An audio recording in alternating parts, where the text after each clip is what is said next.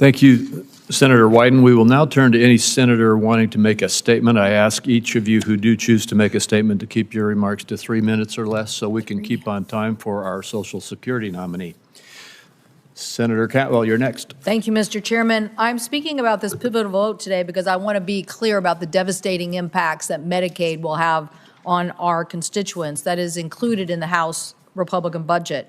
While I appreciate Dr. Oz's willingness to consider some interesting and important reforms like PBMs or the basic health plan, he was unwilling to commit to opposing a cut to Medicaid.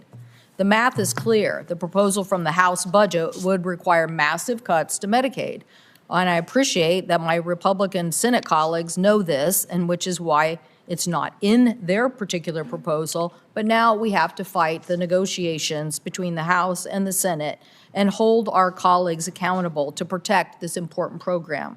I know Dr. Oz won't. He wouldn't commit.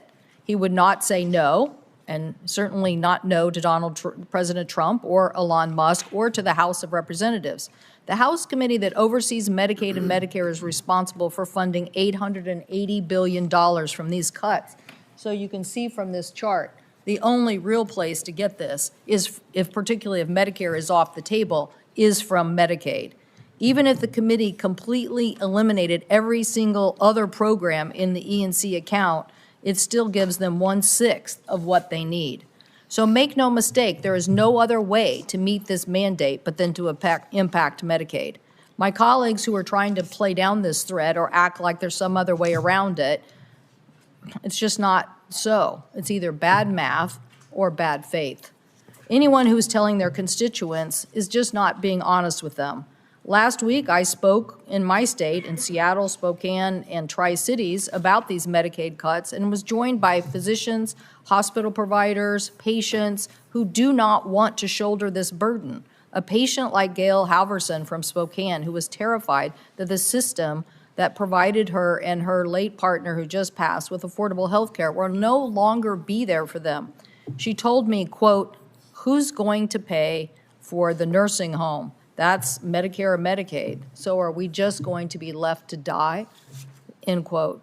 Harborview, a medical center in Seattle with the most advanced trauma care in the region, receives 39% of their revenue from Medicaid. The CEO told me that the cut of this magnitude would be existential. So everyone knows that this issue is on the table, and yet we don't have a nominee before us who will say clearly he doesn't plan to cut Medicaid. According to the Congressional Budget Office, Medicaid-related expenditures account for 93% of the non-Medicare spending in the House Energy and Commerce Committee. The lion's share will absolutely have to come from Medicaid.